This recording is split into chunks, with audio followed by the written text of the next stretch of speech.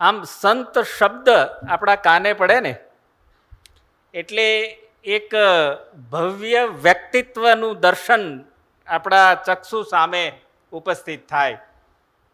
સંત શબ્દનો પ્રભાવ જ એટલો છે કે એ આપણા કાને પડે, આપણા કર્ણેન્દ્રિયને એટલી એ પવિત્રતા બક્ષે કે આપણું મન સબર થઈ જાય. અને સંત શબ્દ આમ તો એનો શબ્દાર્થ એવો છે કે સંતનો અર્થ સત્ય, કે જેનું જીવન સત્ય સાથે જોડાયેલું છે, જેના જીવનમાં સંપૂર્ણપણે સત્યનું આચરણ છે તે સંત.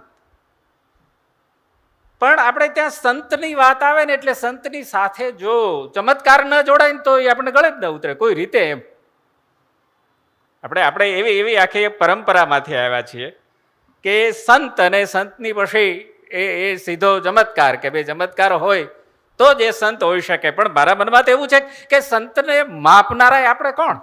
આપણી કઈ કેપેસિટી કે એને આપણે માપી શકીએ, એને પામી શકીએ, એને જાણી શકીએ, એને જાણી શકીએ. પણ સંતની વાત આવે છે ત્યારે સાવરકુંડલામાં એક લાખા ભગત કરીને સંત થઈ ગયા. અને રાજાશાહીનો જમાનો, કોઈ ભાવેણા ભૂપને જઈને સમાચાર આપ્યા કે ભાઈ એક સાવરકુંડલામાં એક સંત છે ને એ કહે છે કે મને ઈશ્વર મળ્યા છે, આવો એનો ચમત્કારની વાત કરે છે. હવે આ તો ભાવેણાના ભૂપ લાવ લશ્કર સાથે ત્યાં પહોંચ્યા અને એ લાખા ભગતને બોલાવ્યા કે ભાઈ તમને ઈશ્વર મળ્યા છે, તમને સંત પ્રભુનો સાક્ષાત્કાર થયો છે, આવો આવો તમે ચમત્કાર કર્યો છે તો એનું કાંઈ પ્રમાણ આપો. અને લાખા ભગત એમ કહે છે કે આજ સુધી મને ખબર નહોતી કે મેં કાંઈ ચમત્કાર સર્જ્યો છે એમ, પણ આજે મને ખબર પડી કે મને ખરેખર ઈશ્વર મળ્યા છે, મેં ચમત્કાર સર્જ્યો છે. નહીતર ભાવેણાનો ભૂપ અહીંયા મારા આગળ ક્યાંથી આવે? ભાવેણાના ભૂપ મારે આગળ આવ્યા એટલે મને ખબર પડી કે ખરેખર મેં કાંઈક ચમત્કાર સર્જ્યો છે.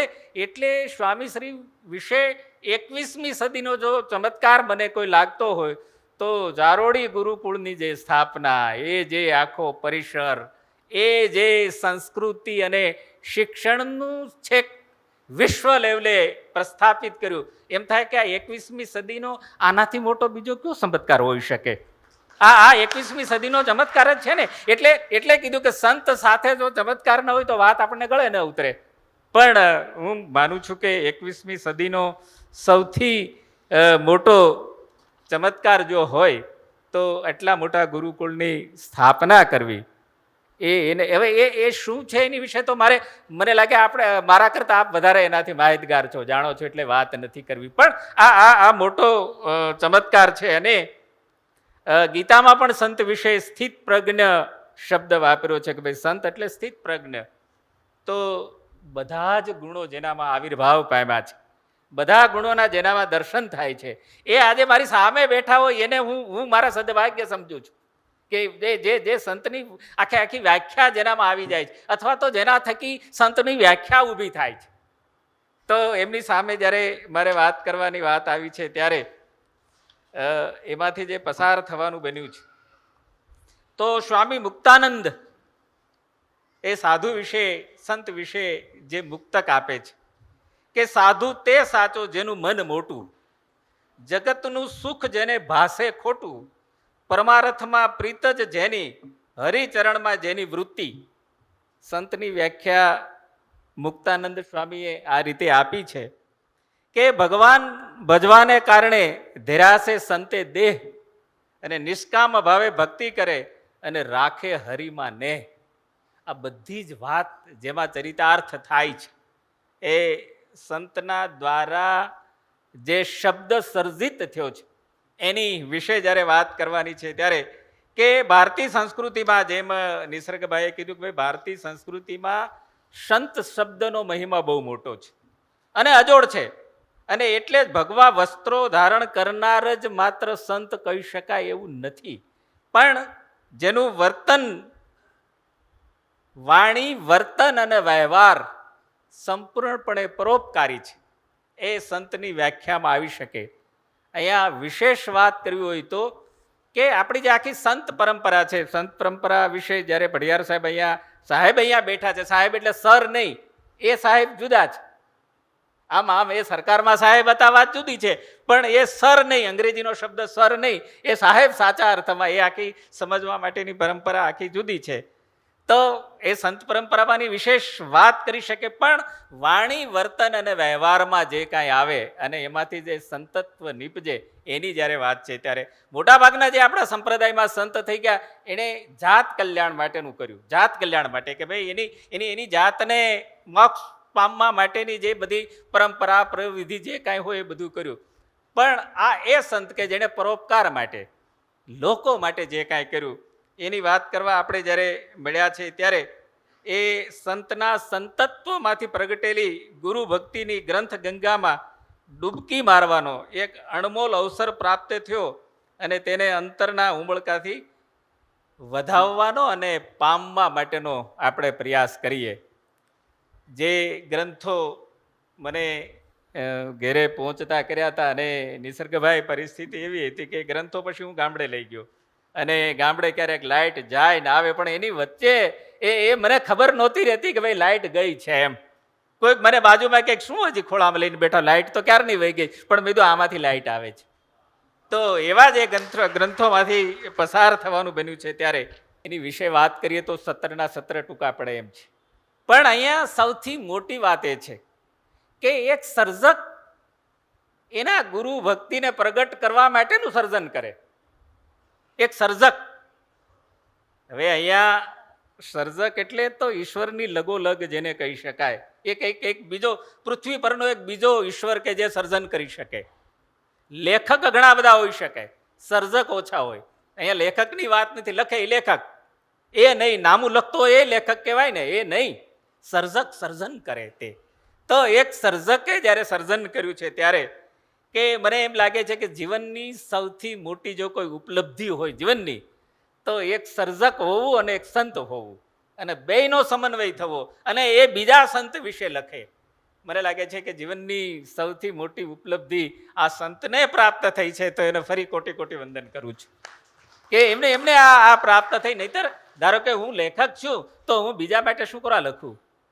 હું લેખક છું તો હું મારી માટે લખું ને. પણ એક સર્જક એનું સંતત્વ દાખવી અને ગુરુ ભક્તિને એ સર્જનમાં ઢાળે, ત્યારે તો સ્વામી માધવપ્રિયદાસજી પાસેથી આપ બધા એક પરમ જ્ઞાની, પરમ વંદનીય સંત તરીકે આપ બધા વંદન કરતા હો, પણ એના મૂળની અંદર એ સારા સર્જક છે, અને એના તરફથી જે સર્જન મળ્યું છે. તો કીર્તનની કુંજ ગલી, જોગી ચાલો આપણે ગામ, સંપૂર્ણપણે આધ્યાત્મિક વાત, ઇઝરાયલની ધર્મયાત્રા, જોગી સ્વામીની જીવન ગાથા, સદગુરુ ગાથા, પુલહાર શ્રમની પાવન યાત્રા, વાચન મૃદ ભૂમિકા નામે શબ્દ પ્રસાદી આપણને આ સંત પાસેથી મળે છે. અને એ સંતે આ સર્જન કર્યું છે ને એની વિશેની આપણે વાત કરવા બેઠા છીએ. ત્યારે આમ તો એમ કહી શકાય કે દરિયો આખો હોય અને દરિયાને તમે ખોબા વડે કેવી રીતે ઉલેચી શકો? આખો દરિયો ભર્યો હોય, દરિયો છલકાતો હોય ને એને તમે ખોબો લઈને કેવી રીતે ઉલેચી શકો? પણ છતાંય આપણાથી જે ખિસકોલી કર્મ થાય એ કર્મ કરવા માટેનો આ પ્રયાસ છે. ત્યારે કે ભક્તિ સંપ્રદાયમાં ભક્તો દ્વારા પદ્ય રચનાઓ બહુ મળી છે. આપણો એ ભક્તિ પરંપરા છે, અને ભક્તિ પરંપરામાં જે સંતો દ્વારા જે સર્જન મળ્યું, પણ મોટે ભાગે પદ્ય રચના. ધારો કે મીરાને લ્યો તો મીરા પાસેથી પદ્ય રચના જ મળે છે. ધારો કે દાસી જીવણને લ્યો તો એની પાસેથી પદ્ય રચનાઓ જ મળે છે, ગદ્ય રચનાઓ કોઈ પાસે મળતી નથી. એટલે 21મી સદીના આ સંત સર્જકે ગદ્ય કર્મ આપણી સામે પ્રસ્તુત કર્યું અને સૌથી મોટું કામ કર્યું છે. એટલે ફરી એમને વંદન કરીએ કે ગદ્ય કર્મ હજી સંત પરંપરામાં આપણી પાસે નથી મળ્યું. ભજનો આપણને મળ્યા છે, પુષ્કળ ગીતો આપણને મળ્યા છે, પદ્ય રચનાઓ આપણને મળી છે, પણ ગદ્ય કર્મ હજી આપણને નથી મળ્યું. એ ગદ્ય કર્મ આપણને પ્રથમ વખત અહીંયા મળે છે. ત્યારે કે ગુરુનું ઋણ ક્યારેય ચૂકવી શકાતું નથી. આમ જ્યારે સ્વામીજી પાસે અંગત રીતે બેસે તો એ એક શબ્દમાં એમ કે ભાઈ મેં તો ગુરુની ભક્તિ કરવા માટેનો પ્રયાસ કર્યો છે, મેં વિશેષ નથી કર્યું. એટલે એમ કહી શકાય કે ગુરુનું ઋણ ક્યારેય ફેડી શકાતું નથી, ક્યારેય ચૂકવી શકાતું નથી. પણ અહીં એક સર્જક તરીકે નહીં, પણ એક શિષ્ય તરીકે શબ્દોનું પૂજા અને અર્ચન કર્યું છે. સર્જક તરીકે નહીં, એણે જ્યારે એ લખ્યું છે ત્યારે ભાવ તો માત્ર ને માત્ર એના શિષ્ય ભાવ તરીકે એ શબ્દનું અર્ચન, શબ્દની પૂજા એમણે પ્રગટ કરીને એટલા એ ગ્રંથ આપણને આપ્યા છે. એમ કહે કે ગુરુ બિન જ્ઞાન ન ઉપજે ને ગુરુ બિન મીટે ન ભેદ. એમના પાયામાં તો એ છે કે ભાઈ ગુરુ વગર તો શક્ય નથી. અને ગુરુ પરંપરાની વાત આવે એટલે ફરી પડિયાર સાહેબ નજરે ચડે. આખી રાત પાઠ પરંપરાની ગુરુની વાત કરીને આખી રાત આવ્યા છે ને અત્યારે પાછા એમ કહે છે કે ભાઈ રાત્રે હજી હું પાઠને કાંઠે બેસી અને એ ગુરુ પરંપરાની વાત કરીશ. એ પણ આખો એક નવો વિષય છે કે જ્યારે પાઠની જ્યોત શરૂ થાય, સૂર્ય આથમે ત્યારે પાઠની જ્યોત શરૂ થાય અને ગુરુ ત્યાં બેસે અને જ્યારે સૂર્યનું પહેલું કિરણ પ્રગટ થાય ત્યાં સુધી એ ગુરુ ત્યાંથી ઊભા ન થાય. આ જ્યોતના કાંઠે બેસવાની વાત ગુરુ પરંપરાની મૂળ વાત તો ગુરુ પરંપરાની છે. એટલે ગુરુ આમ જોઈએ તો આ સંત જ્યારે બીજા સંતનો મહિમા ગાય છે ત્યારે એ પરાભક્તિ બની જાય છે. એક સંત જ્યારે બીજા સંતનો મહિમા ગાય છે ત્યારે પરાભક્તિ બની જાય છે. ને આ માત્ર પુસ્તક નથી પણ શબ્દની ગંગા છે. અને શબ્દનો ઉપયોગ કબીરે કર્યો છે.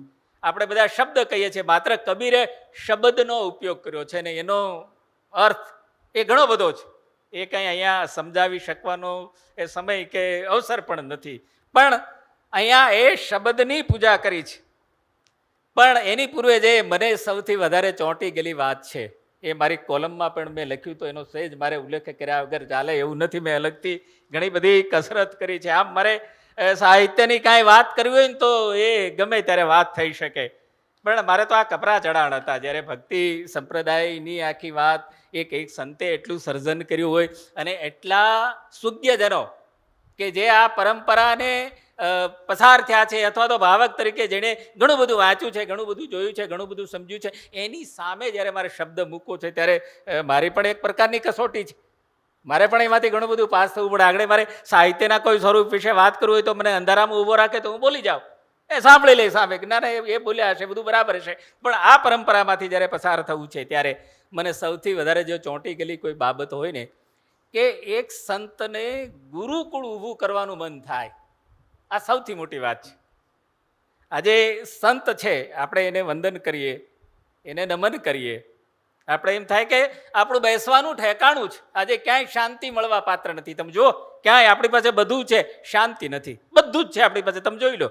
કશું માત્ર એક સંત પાસે બેસીએ, એના ચરણોમાં બેસીએ, કશું જ ન બોલીએ, પણ એ સંતની નિશ્રામાં જે શાંતિનો અનુભવ થાય એ ક્યાંય મળવા પાત્ર નથી. તો એ સંતને એ બહુ થાય તો સંત શું કરે તો કે ભાઈ મંદિરો ઊભા કરે. સ્વામી સચ્ચિદાનંદ તો એમ કહે છે કે ભાઈ આ ભારતમાં કેટલાય મંદિરો અપૂજ પડ્યા છે અને આ સ્વામીને ઈચ્છા થાય કે ના મારે ગુરુકુળ બનાવવું છે અને ગુરુકુળમાં મારે ચૈતન્ય મણકાનું નિર્માણ કરવું છે. અને એનો જે આખો કિસ્સો છે એ કિસ્સો મેં મારી સંદેશની કોલમમાં અને દિવ્ય ભાસ્કરની કોલમમાં 1916માં લખેલો. એ હમણાં શોધી અને એ વાત કરી. અને જ્યારે ગુરુજી જ્યારે હિમાલયમાંથી આચરણ કરીને આવે છે, રાજકોટની બજારમાં નીકળ્યા છે અને કવિ ત્રિભુવન વ્યાસ એને મળી જાય છે કે ગુરુજી આપ તો પરમ જ્ઞાની છો અને હિમાલયની ભ્રમણા કરીને આવ્યા છો, હવે આમ ક્યાં સુધી ભટક્યા કરશો? તો શું કરવું જોઈએ મારે? એમ કવિ અને સંત બેનો સમન્વય થયો છે. એ કે તમે આમ ક્યાં સુધી ભટક્યા? તો મારે શું કરવું જોઈએ? એમ કવિ એક શબ્દ બોલતા નથી, કશું. અને એ ગુરુજી ખુદ એમ કહે છે કે ભાઈ મારે તો ગુરુકુળની સ્થાપના કરવાની ગણતરી છે. હવે એ સમય એવો હતો કે નવી આઝાદી હજી ઉગી રહી હતી, નવી આઝાદી હજી ઉગી રહી હતી ને એવા વખતમાં ગુરુકુળનું ઊભું કરવું એ કાંઈ નાની સૂની વાત નહોતી. અત્યારે તો કરોડો દાતાઓ મળી જાય કે સ્વામીજીના મોઢામાંથી જે પૂરો શબ્દ ન નીકળે એ પેલા એ ધનનો પ્રવાહ વહે અને જે નિર્માણ કરવું એ થઈ શકે. આ તો એ વખતની વાત. અને કવિ કહે છે કે સ્વામી આપના જેવા વિદ્વાન અને શક્તિશાળી હાથ જોડીને ક્યાં સુધી બેસી રહેશે? આપનું જે કર્તવ્ય છે, આપનું જે કર્મ છે બજાવો. અને સ્વામીજી કહે છે તો મારે શું કરવું જોઈએ? તો કે નવી પેઢીનું ઘડતર કરવું એ સાધુ સંતોનું પરમ કર્તવ્ય છે. નવી પેઢીનું જે ઘડતર કરવું અને એવા ચૈતન્ય મંદિરોનું કશું કરવું. ચૈતન્ય મંદિર શબ્દ વાપર્યો કે કાંઈક એવું કરો કે જેથી કરીને ચૈતન્ય મંદિરનું નિર્માણ થાય. અને સ્વામીએ કીધું કે સમાજના ઘડતર માટે જેટલું સંતોનું કર્તવ્ય છે એનાથી કવિનું કર્તવ્ય જરા પણ ઓછું નથી. સંતનું કર્તવ્ય છે એની સામે ના નથી, પણ એનાથી કવિનું કર્તવ્ય પણ કાંઈ ઓછું નથી થતું જો નવી પેઢીનું તમારે ઘડતર કરવું હોય તો. અને એમ કહે છે ભાઈ કવિ તો સ્વપ્ન દ્રષ્ટા છે, એ તો આર્ષ દ્રષ્ટા છે, એ બધું કરી શકે. અને સ્વામી ધર્મજીવનદાસજી કહે છે કે ભાઈ હવે એ તો પાછા ધનનો સંગ્રહ કરવામાં માનતા નહોતા, હાથ લાંબો કરવામાં માનતા નહોતા, ને એની વચ્ચે આ ગુરુકુળની સ્થાપના કરવાની કેવી રીતે થઈ શકે? પણ મેં વાત કર્યું કે નવી નવી આઝાદી એટલે જમીનની વહેંચણીનું કાંઈ ચાલતું હતું, અને એમાં કવિ કાંઈક એ કચેરીમાં પહોંચી ગયા. જોયું કે શું ચાલે છે કે ભાઈ અત્યારે આ જે નવી કે આઝાદી આવી છે ને જમીનની વહેંચણીનું જે બધું ચાલી રહ્યું છે, અને કવિએ કશું જ કીધા વગર કે ભાઈ અમને ગુરુકુળ સ્થાપવા માટેની જમીન આપો. માગી તો લીધું, હવે કવિના ખિસ્સામાં પાવલી પણ નહીં. મૂળ મુદ્દો તો તમે જુઓ, એનો આત્મવિશ્વાસ અને સ્વામી પ્રત્યેની શ્રદ્ધા કેટલી હશે. એના ખિસ્સામાં કાંઈ નહીં. તો સ્વામીજી હસતા હસતા કહે છે કે એક તો હું બાવો, તમે બ્રાહ્મણને માથેથી કવિ, આપણે દેવાનું શું? વાતો તો કરી નાખીએ પણ પછી શું એમ. પણ એમને દાતા મળી રહી છે. જે જમીનનો 5 રૂપિયાનો ભાવ હતો એ પાવલીમાં મળે છે.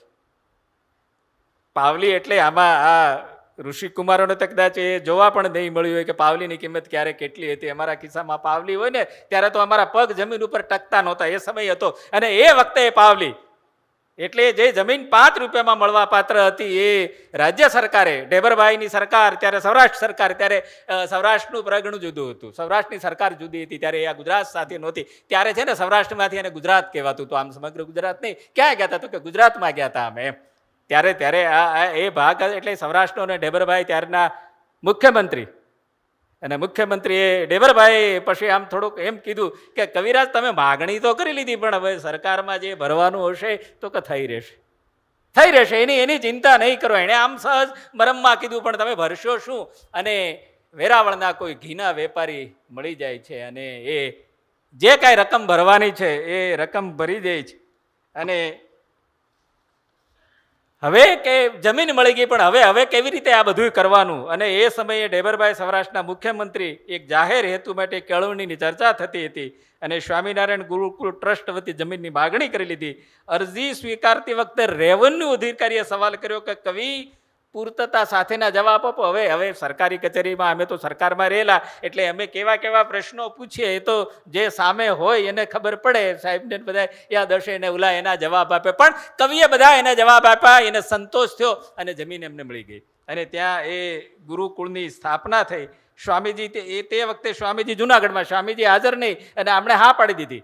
સ્વામીજી તો ખુદ હાજર નહીં અને એમણે એ પૈસાની હા પાડી દીધી, ને જમીન તો મંજૂર થઈ, રેવન્યુ રાય ભરવાની થતી, રકમ પણ ભરી દીધી. ને કવિના પ્રયાસથી ઢેબરભાઈ અને જેઠાલાલ જોશી ના સદભાવથી આ ગુરુકુળનું સ્થાપના થઈ. ભારતીય સંસ્કૃતિમાં ગુરુકુળનું બહુ મોટું મહત્વ છે. આજે શિક્ષણની જે બધી સ્થિતિ છે એની વિશે કાંઈ વાત નથી કરવી. ગુરુકુળ એટલે એક ઉત્તમ પ્રકારના માણસનું ઘડતર કરવું. તે એક ઉત્તમ પ્રકાર, જે માણસમાં જે માનવીય ગુણો પડ્યા છે એનું સંપૂર્ણપણે પ્રગટીકરણ કરવું, તે શિક્ષણ. નહીતર હું આમ ખાલી એનો નેગેટિવ એક જ ઉદાહરણ આપું કે જેટલા કૌભાંડ થાય છે ને કૌભાંડ કોઈ અભણે નથી કર્યા. જેટલા કૌભાંડ અત્યારે તમે હું છાપામાં ન્યૂઝમાં વાંચી, એમાં એક પણ અભણ માણસ નથી, બધો જ વેલ એજ્યુકેટેડ. શિક્ષણ અને કેળવણી નો જે ભેદ છે કે ગુરુકુળે કેળવણી આપી, એક માણસને ઘડવાનું ઉત્તમ પ્રકારનું કામ કર્યું.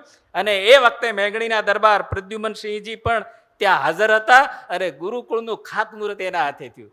હવે જ્યારે કોઈ રાજકુમારના હાથે ખાતમુહૂર્ત થાય તેની ઘણી બધી જવાબદારી થઈ જાય ને. બધું હેતુક ચાલતું હતું કે ભાઈ આજે રાજકુમાર કે ભાઈ તમે આ ખાતમુહૂર્ત કર્યું છે.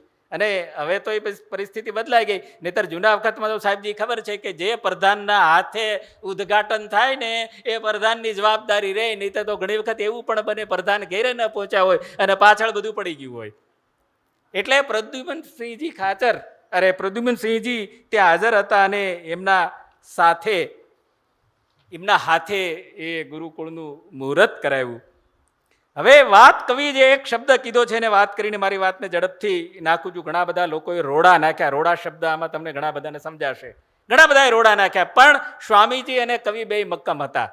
અને સધિયારો પણ એવો સાંપડ્યો હતો કે જેથી કરીને ગમે તેવા રોડા છે ને એ પણ એ નડે એમ નહોતા. અને છેવટે કોઈકે પાછું એમ પણ કીધું કે સાધુ તમે ગૃહસ્થીને છોકરાને ભણાવવામાં ક્યાં પડ્યા, આ પંચાયતમાં ક્યાં પડ્યા, તમારે આ ક્યાં કાંઈ કરવાનું છે એમ. તમે તો સાધુ છો ને, તમે તો ભગવા પહેર્યા છે ને તમારે આ ગૃહસ્થીના છોકરાઓને ભણાવવાની પંચાયતમાં તમારે ક્યાં પડવાનું, તમે તમારું કરો ને એમ કોઈએ કીધું. અને સ્વામીજીએ કીધું કે હું માળા તો ફેરવું જ છું, પણ મારી માળા લાકડાની નથી, એ ચૈતન્યની છે. અને લાકડાનો પારો જવાબ આપે ન આપે, એ ન પણ આપે, પણ ચૈતન્યનો જે પારો છે ને એક એક પારો મને જવાબ આપશે. મને લાગે એ પૈકીના પારા જ અહીંયા હાજર છે. કે મારો લાકડાનો પારો તો તમને કદાચ જવાબ નહીં આપે, પણ આ ચૈતન્યનો એક એક પારો છે ને જવાબ આપશે. ને એ પૈકીના ચૈતન્ય જે પારાઓ છે એ અહીંયા હાજર છે. એટલે ફરી એમને વંદન કરી અને એટલી કથા સાથે જે પુસ્તકનું નિર્માણ કર્યું છે એની વિશે આમ મને તો એમ થાય કે એક રાઘવ માધવ વિશેની શું વાત કરી શકે. હા, એ શું વાત કરી શકે. આ તો મારું ગજુ નથી, મને શુક્રવાર પસંદ કર્યો છે એની મને ખબર નથી, પણ કાંઈ વાંધો નહીં. મને એમ થયું ખાલું ગજુ હશે કદાચ, હવે એવો ઊભો છું ત્યારે મને એમ થાય કશે કદાચ. એટલે નહીતર એ સાહિત્યની વાત કરી શકું, એક ધર્મની વાત કરીને એક સિદ્ધ પુરુષ વિશે જે સર્જન કર્યું છે એની વિશેની વાત કરવાની મારી કેપેસિટી કેટલી ખબર નહીં, પણ જે કાંઈ હશે તે. તો ગુરુકુળ પદ્ધતિને અને પરંપરા શિક્ષણ મૂળભૂત ઉદ્દેશ એક ઉત્તમ માણસનું ઘડતર કરવાનું છે ને માણસમાં જે છે તે ઉત્તમ છે તે બહાર લાવવાનું છે. અને દીક્ષિત અત્યારે બધા શિક્ષિત થાય છે, દીક્ષિત કોઈ થતું નથી. ગુરુકુળનું કામ છે દીક્ષિત કરવાનું, શિક્ષિત વત્તા દીક્ષિત.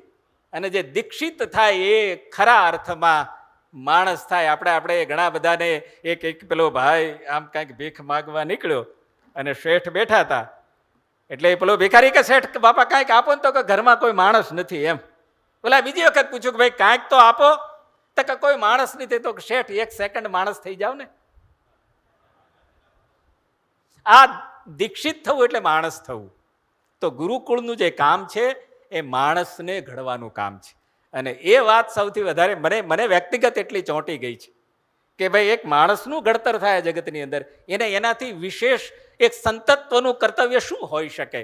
એ માની લો કે જાતને સુધારે, જાતને સ્વર્ગ સુધી લઈ જાય, પણ એ તો આત્મકલ્યાણ સ્વકલ્યાણની વાત થઈ ને. આ તો સર્વ કલ્યાણની વાત છે. એ સ્વકલ્યાણની વાત થઈને આ તો સર્વ કલ્યાણ તરફ જવાની આખી વાત છે. ત્યારે કે સ્વામી શ્રીએ સૌથી મોટા જો બે કામ કર્યા હોય તો પેલા વ્યસન, શિક્ષણ તો ખરું, વ્યસન મુક્તિ. એટલે એક સમાજની અંદર દીકરીને દૂધ પીતી કરવાનો રિવાજ. સ્વામી શ્રી પાસે એ વિગત આવી કે ભાઈ આ સમાજમાં તો દીકરીને દૂધ પીતી કરવામાં આવે છે. એટલે પૂછ્યું કે કેમ, દીકરીને કેમ દૂધ પીતી કરવામાં આવે છે? તો કે સમાજમાં એટલું બધું વ્યસન છે કે જેથી કરીને દીકરી ભવિષ્યમાં દુઃખી જ થાય છે. કેમ દુઃખી થાય હવે એની કાંઈ મારે ચોખવટ નથી કરવી, પણ એ દુઃખી જ થાય. તો સૌથી પહેલું સંતે જો કોઈ કામ કર્યું હોય તો વ્યસન મુક્તિનું કામ કર્યું. ને અત્યારે તો સૌથી જો કોઈ અગત્યની વાત હોય તો વ્યસન મુક્તિ છે. એમાં અમારે સૌરાષ્ટ્રમાં જાઓ તો લગભગ કોઈ માણસ આમ એ જોડતો જ હોય એમ, અને જોડીને પાછો આપણને હાથ લંબાવે. આપણે ન કરી તો ફરી આગ્રહ કરી, લ્યો ને થોડુંક લ્યો ને. મેં કીધું ભાઈ મેં ક્યાં તારું કાંઈ બગાડ્યું છે, તું શું કરો મારું વગાડે છે?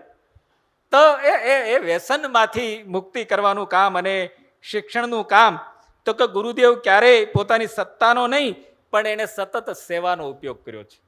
સત્તાનો નહીં, કારણ કે સત્તા તો હતી, કે સંત આગળ ઘણી બધી સત્તાઓ હતી, પણ એમણે સત્તાનો ઉપયોગ નહીં કર્યો અને માત્ર ને માત્ર સંતનો સેવાનો ઉપયોગ કર્યો. પુસ્તકમાંથી પસાર થાવ, ઘણું બધું એક શબ્દ વિશે ઘણી બધી વાત થઈ શકે, પણ સ્વામી શ્રીને ફરી વંદન એટલા માટે કરું છું કે દરેક ભાગમાં પ્રસ્તાવના લખાવી છે. દરેક ભાગમાં પ્રસ્તાવના લખાવી છે. પ્રસ્તાવના છે ને કોઈ પણ પુસ્તકની એ પ્રવેશ દ્વાર છે. કોઈ પણ પુસ્તકમાં તમારે પ્રવેશ કરવો હોય તો પ્રસ્તાવના એનો પ્રવેશ દ્વાર છે. અને એનો સારાંશ પણ આપણને મળી જાય કે ભાઈ એટલું વાંચો એટલે આપણને એમ થાય કે હવે વાંચવું પડશે અથવા તો હવે મૂકી દેવાનું છે. એટલા બધા પુસ્તકો અત્યારે આવે છે કે હવે વાંચવાનું છે કે મૂકી દેવાનું. તો પ્રસ્તાવના છે ને પ્રવેશ દ્વાર છે દરેક પુસ્તકનું. અને સ્વામી આ કક્ષાએ પહોંચ્યા પછી ફરી આ શબ્દ વાપરું છું અને બીજા પાસે પ્રસ્તાવના લખાવે તો મને લાગે છે કે એમની મોટપને ફરી વંદન કે ભાઈ નહીતર એમ થાય કે ભાઈ હું એટલો મોટો લેખક છું, મારે વળી પ્રસ્તાવના લખવાની શું જરૂર હોય, મારું લખેલું જગત આખું વાંચે જ. પણ એમણે દરેક પુસ્તકના એક ભાગમાં દરેક સર્જક પાસે એણે પ્રસ્તાવના લખાવી છે અને પ્રસ્તાવના એ દરેક પુસ્તકનો પ્રવેશ દ્વાર છે. એટલે પ્રસ્તાવનાના એક વાક્યો તમારી સામે મૂકી અને ઘડિયાળ પણ મારી સામે છે, બેયને નજરમાં રાખીને હું એને બેલેન્સ કરવાનો પ્રયત્ન કરું. જય વસાવડા એ પુસ્તકની પ્રસ્તાવનામાં લખે છે કે ધર્મ જીવન ગાથા એક રીતે આ માત્ર ગ્રંથ નથી, નાલંદા જેવી વિદ્યાપીઠ છે. નાલંદા વિદ્યાપીઠ તમે હું બધા ભણી ગયા છું, એનું પણ વિવરણ કરવું જરૂર નથી. એણે 1-2 શબ્દોમાં કહી દીધું કે આ જીવન ગાથા એ માત્ર ધર્મગ્રંથ નથી, આ નાલંદા વિદ્યાપીઠ છે. અને જેમાં જ્ઞાન ગંગાની ધારા વહેડાવતા ઋષિ પુરુષને અંજલિ છે.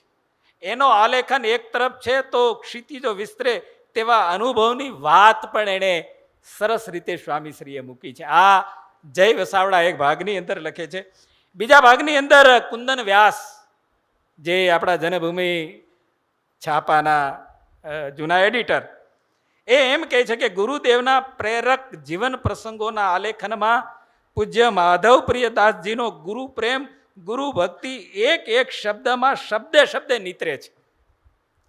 આ નીતરવો શબ્દ બહુ હેતુપૂર્વક વાપરો કે એક શબ્દમાં એમની જે ગુરુ ભક્તિ છે, ગુરુ પ્રત્યેનો જે અગાધ પ્રેમ, અગાધ શબ્દ વાપરું છું, ગુરુ પ્રત્યેનો જે અગાધ પ્રેમ છે એ એક શબ્દમાં વ્યક્ત થાય છે. એવું નથી કીધું, નીતરે છે. અને નીતરે ક્યારે? કે જ્યારે કોઈ પણ વસ્તુ આખી પરિપૂર્ણ થઈ જાય ને, પરિપૂર્ણ થઈ જાય અને જે વધે ને એ નીતરે, એ સિવાય નીતરે નહીં. તો એણે એમ કીધું કે ભાઈ પૂજ્ય માધવપ્રિયદાસજીનો ગુરુ પ્રેમ અને ગુરુ ભક્તિ એક શબ્દમાં નીતરે છે. અહોભાવમાં અતિશોક્તિ નથી. આ સૌથી મોટી વાત, અતિશોક્તિ.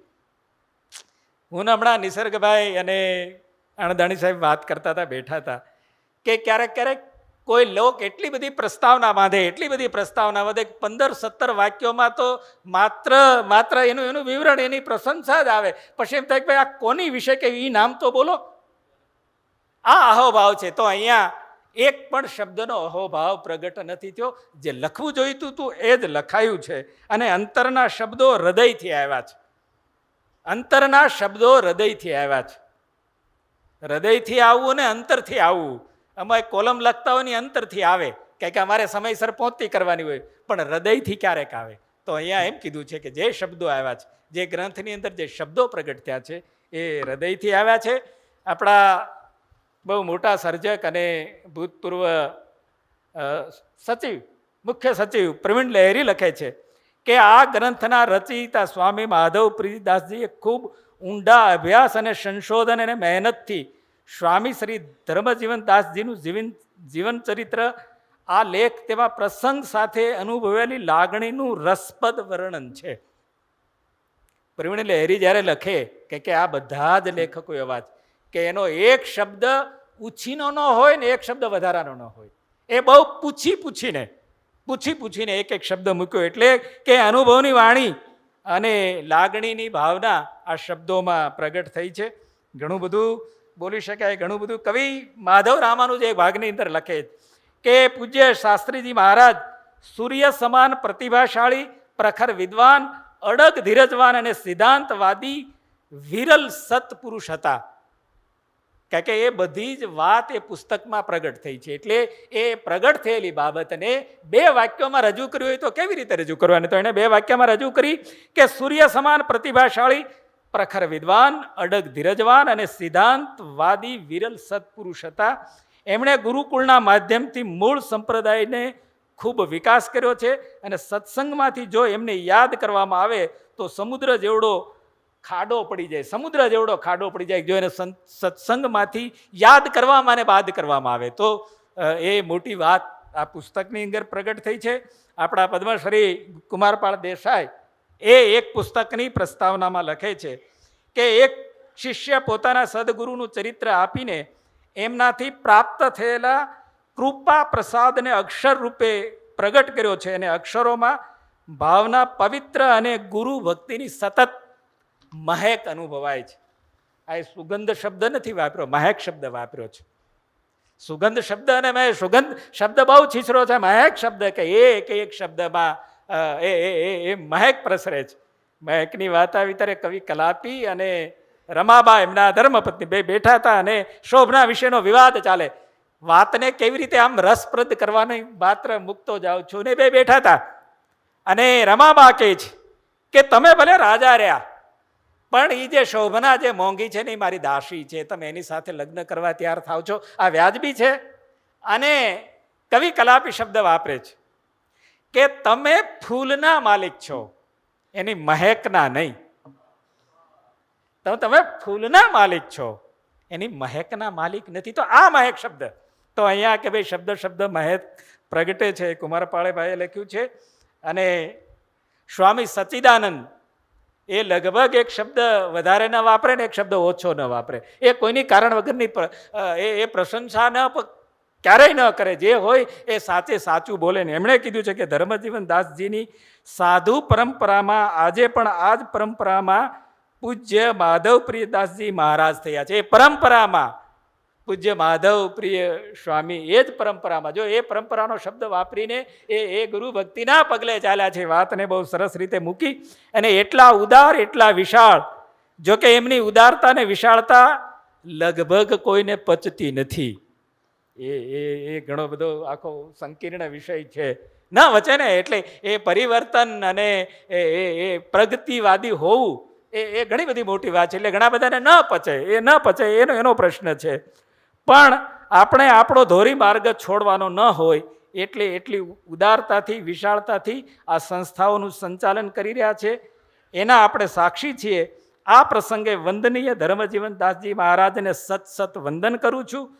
માધવપ્રિય દાસજી સ્વામીને પ્રાર્થના કરું છું કે આપની આ ઉદારતા અને વિશાળતાનો વિસ્તાર સતત વહેતો રહે.